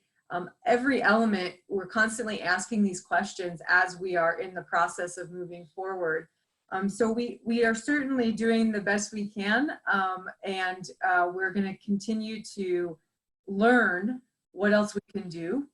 But I think it's been a good start, and it's generated such incredible, rich conversations. And I think that's one place that our religious communities can really be fertile soil of these ideas. And then it's amazing what people can do with that.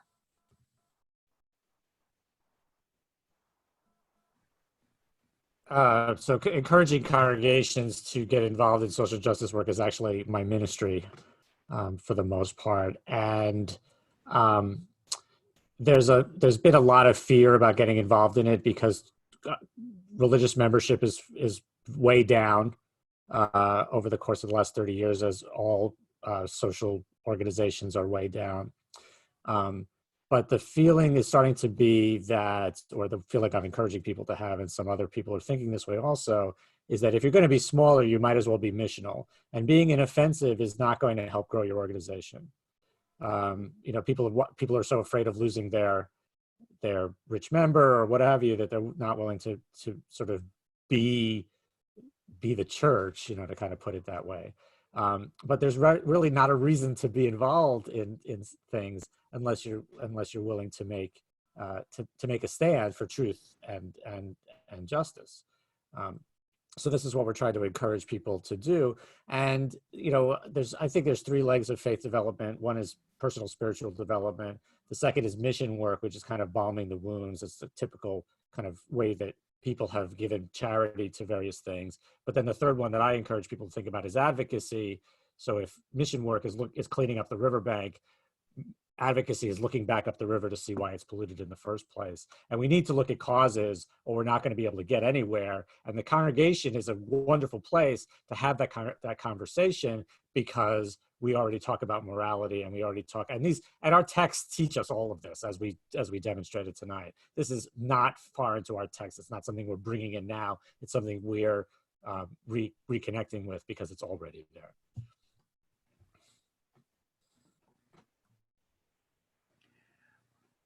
Well, I want to thank everyone, all of our faith leaders, and Doug for all that they've offered us. We're going to shift gears now and move into hearing reports from climate action organizations in this area. And so again, thank you to our panel, and thank you to Doug. In the closing, we'll have information and contacts about the different sponsoring groups. One of the reasons why I helped initiate this event was my involvement in a group called Sunrise Movement. And I just really want to encourage people to find a place for themselves to have an impact.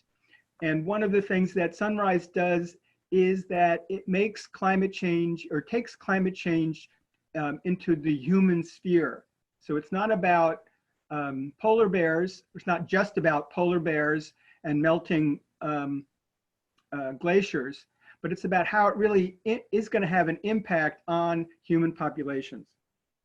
So in any case, I would like to just introduce all of the climate speakers and organizations, and then have them do reports one by one. So we will be hearing from Bob Grove with the Climate Council of Greater Kansas City, and then Madigan Morrison with the Sunrise Movement Kansas City Hub. And then we'll hear again from Rabbi Moti Reber about the Kansas Interfaith Action. We'll hear from Reverend Chad Cooper with the Sustainable Sanctuary Coalition. And then David Mitchell with Kansas City Citizen Climate Lobby. And then David Haken with KC Drawdown. So I'll turn it over to Bob. Thank you, Ira, and I've really appreciated all the comments this evening. This has been a wonderful panel. The Climate Council of Greater Kansas City is a bi-state nonprofit whose mission is to educate, partner, and advocate for solutions that reverse global warming. And this is an example of the type of partnerships we bring to the table. EF20 Online, our 2020 Earth Festival, which obviously it was intended to be on the ground, was faced with COVID-ID, as so many other things have been, and it has led to this online event. So thank everyone for being here. I'm hoping you will attend many of our other events. There's over 30 plus online events happening in the upcoming week. I'm excited about our Climate Speakers Forum, which is Saturday morning at 11. That will be keynoted by Mayor Quentin Lucas of Kansas City, Missouri, and Mayor Mike Calley of Roland Park, and other speakers, climate leaders and organizations within the area. And then we go into 2 days of Climate University. So all afternoon, Saturday and Sunday, you'll be able to participate in 45-minute workshops all afternoon. A wide variety of topics, educational, science, talking about faith-based initiatives, talking about social justice and that intersection that has been mentioned so wonderfully by this group. And then on Sunday morning, there's actually a film documentary series, environmental films, and dialogues panels with the filmmakers. So that's something you want to see. And then throughout the week, we do a series of programs, educational programs that talk to you about what you as an individual can do. This is called the Sustainable Living Series.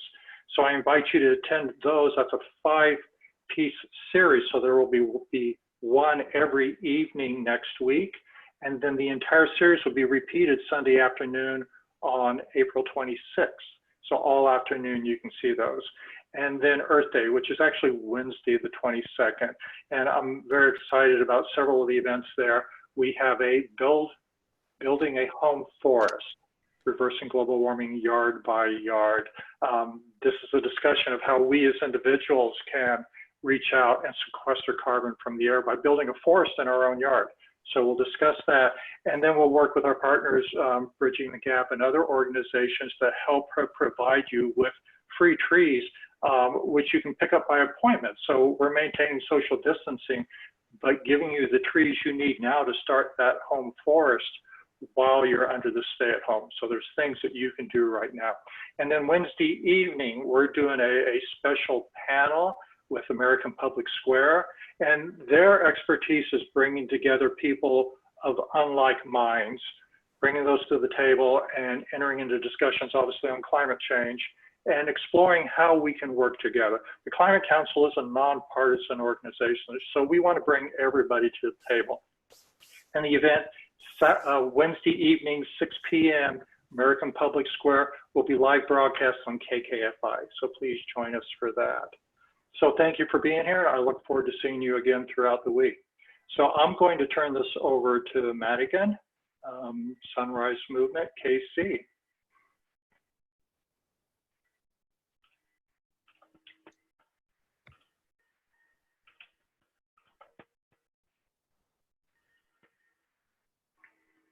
Madigan, if you could start your video. All right, hello. My name is Madigan Morrison. I'm here tonight with Sunrise Movement, Kansas City. I'd like to start by thank you to Ira for that little shout out. I'm glad you've gotten involved with us, and it's been wonderful working with you. Sunrise Movement is a national youth-led movement fighting for the Green New Deal and environmental justice.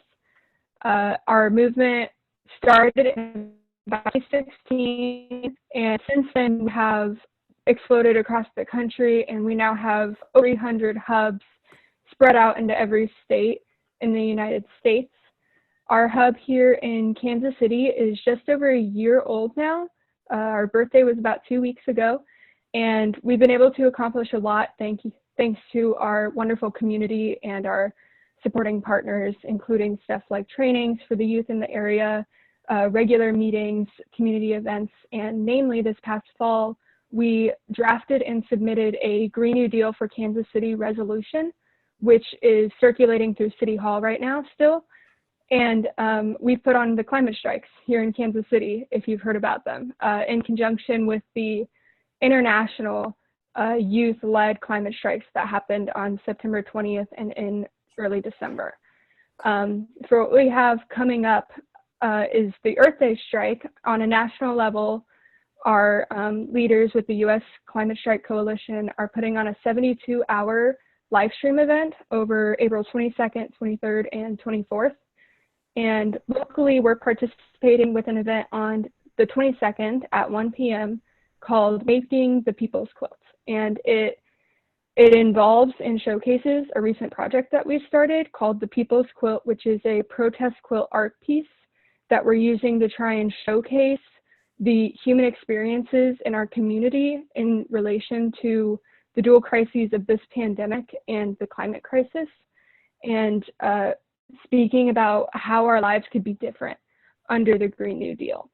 So at that event on Wednesday, we will be having a series of speakers share their submissions to that project and the stories behind why they chose to do the art piece that they did, in addition to speaking about the political moment that we're in and how to get further involved locally and with our hub.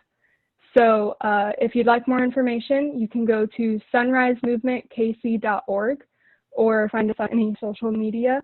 We would love to have you, and there's a lot of other information on there of the Green New Deal, what else we've done and what else we're working on. So we'd love to have you. Thanks to all the organizers for putting on this wonderful event, and to the panelists for being here and sharing. It's been great. And I'll hand it off to Rabbi Motzi. Hi, I want to talk, so you get me for another minute. I am the executive. I promised Ira I wasn't going to put this in the regular talk, so that's why I get another minute now. I'm the director of Kansas Interfaith Action. We are a faith-based, interfaith, multi-faith social justice organization that works on the Kansas side on a variety of social, racial, economic, and climate justice issues.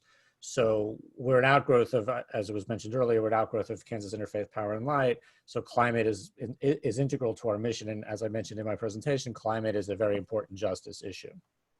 So we work on the state level in Kansas to try to move climate policy. That could mean clean energy policy. It could mean efficiency policy.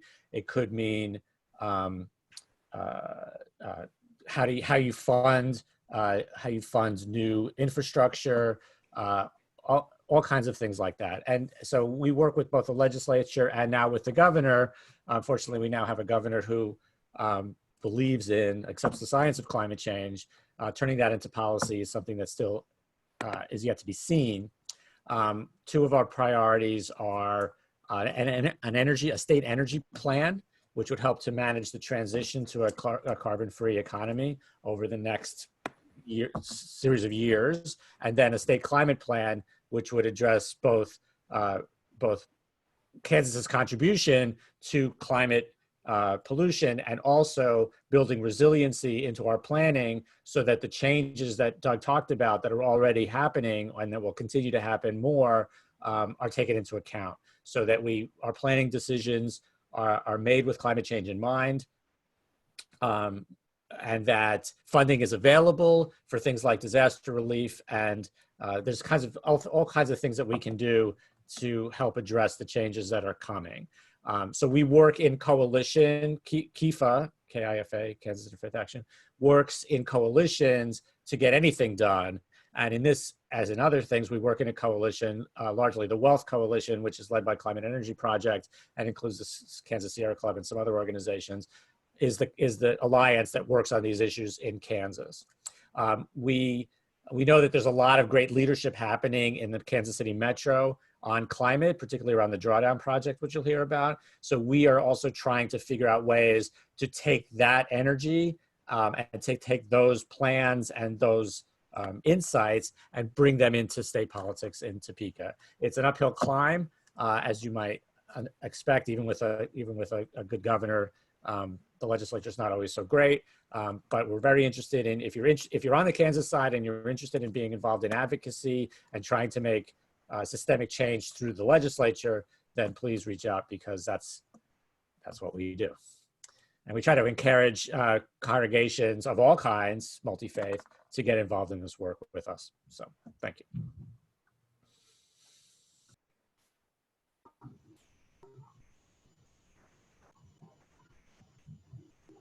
Hi there. Can you hear me okay? I'm Reverend Chad Cooper. I am the Executive Director of Sustainable Sanctuary Coalition. We're an interfaith environmental organization based here in Kansas City, but we're a 501c3 and we can work all over the country if need be. One thing that we really try to do, we try to engage people of faith and institutions of faith on caring for creation. We do that in a variety of ways. Some of the more historical ways that we've done that is through education. We have a monthly program that typically meets on the first Monday of the month at Village Presbyterian Church, is the church that hosts us. But we've done it at other locations, at different churches and synagogues and mosques. We're willing and able to do education events anywhere in the metro area. We also work to engage congregations in mobilizing their people. I think that's one of the main things that we need to do as people of faith, is not just to take personal action, which is very important. And just on that, I think that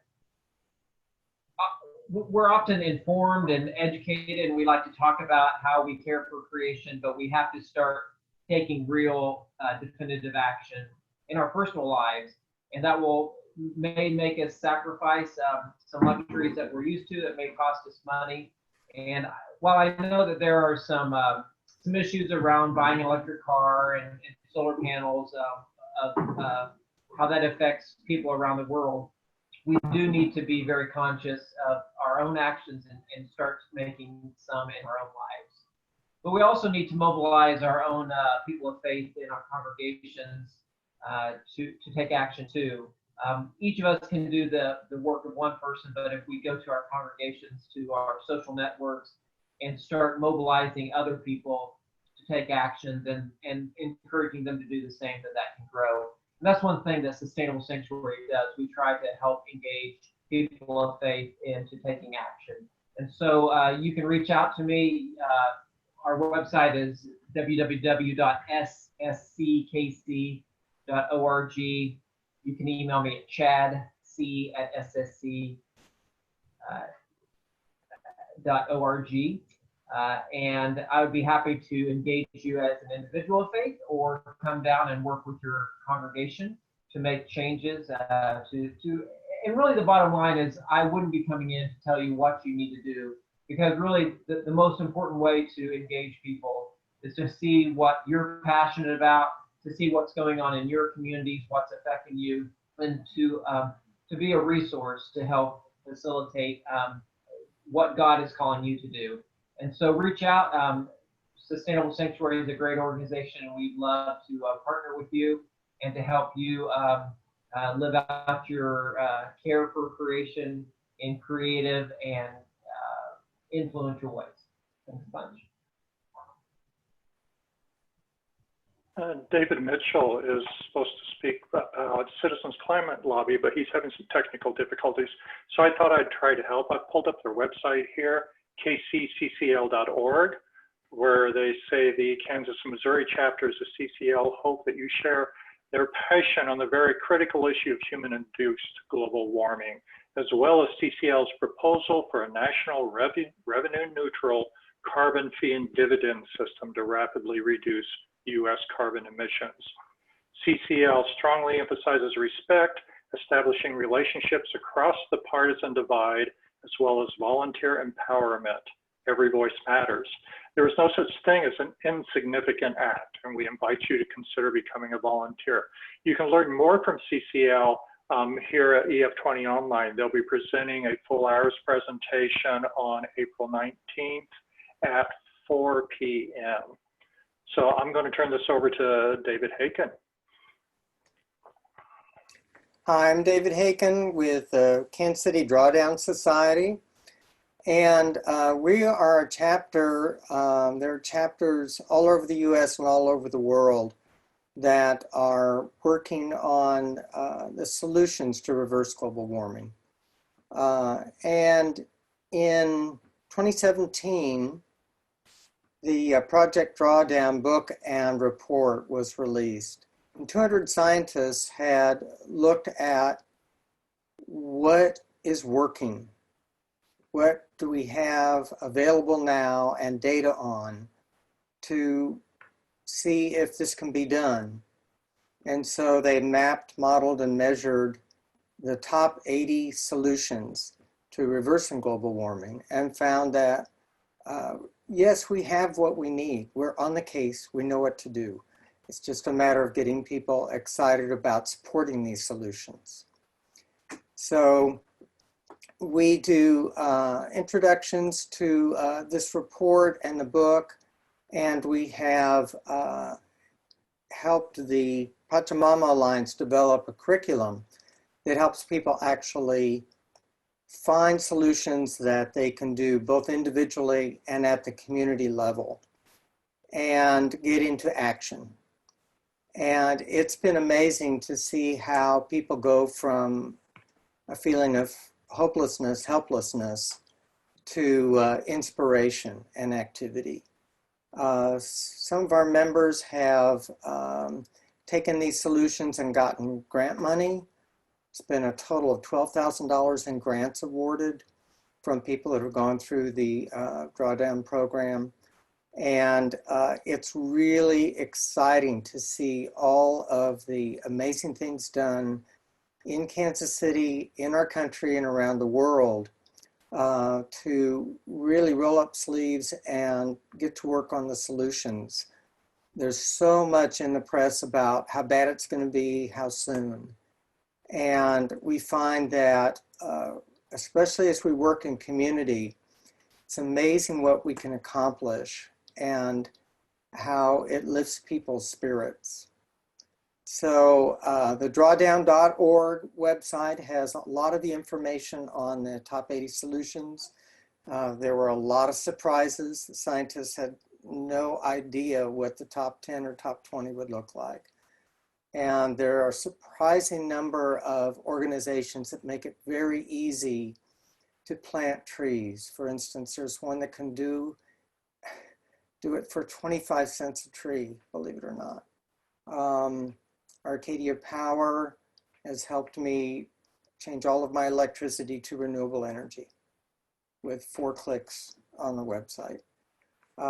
It's kind of the fun part of the climate crisis because people are so brilliant and inventive and genius. And when we work together, it's just amazing what people are out there doing on the case getting this done. Our website is kcdrawdown.org.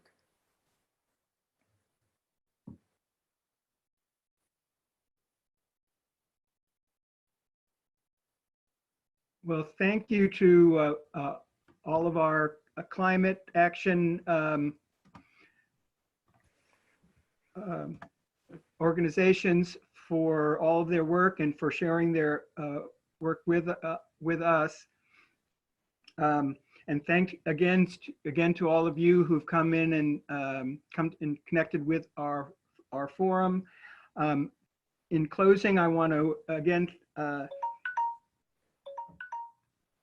thank the Greater Kansas City Climate Council, and thank all of our co-sponsors, which include the Greater Kansas City Interfaith Council, Climate Council of Greater Kansas City, the Sunrise Movement Kansas City Hub, the Sustainable Sanctuary Coalition, Kansas Interfaith Action, the Central Baptist Seminary's Buttrey Center for Peace and Nonviolence, the Buchanan Initiative for Peace and Nonviolence at Avila University, the Southern Christian Leadership Conference, and the Crescent Peace Society.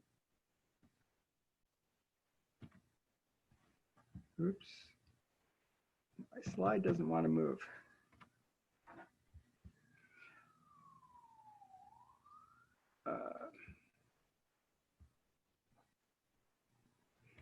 Okay, I'm sorry, my technology is not working that well.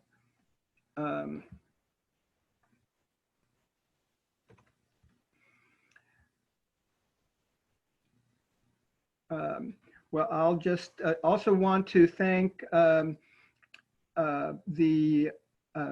members of the Planning Committee, which included Bennett Seaman, Susan Nakau, Erica Maurer, Janet Olson, and myself, Ira Surkar-Harriet.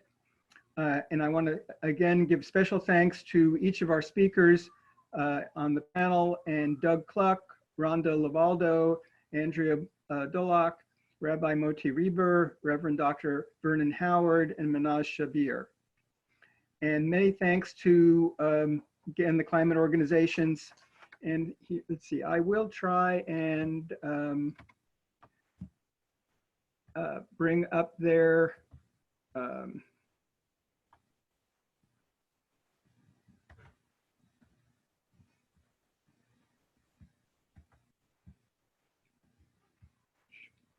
I'm sorry. I want to be able to provide you with their websites. Oops.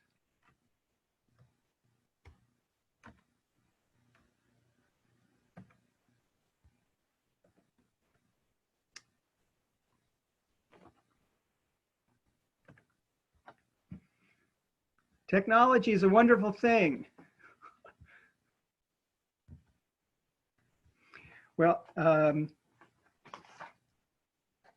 we will post the information about website contacts at the Greater Kansas City Interfaith Council's Facebook page, which will also have a recording of this forum.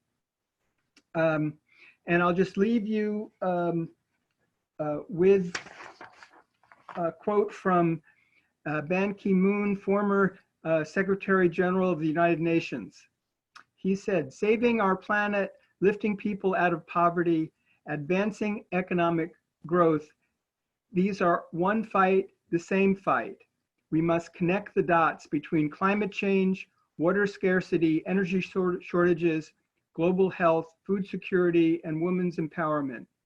Solutions to one problem must be solutions for all."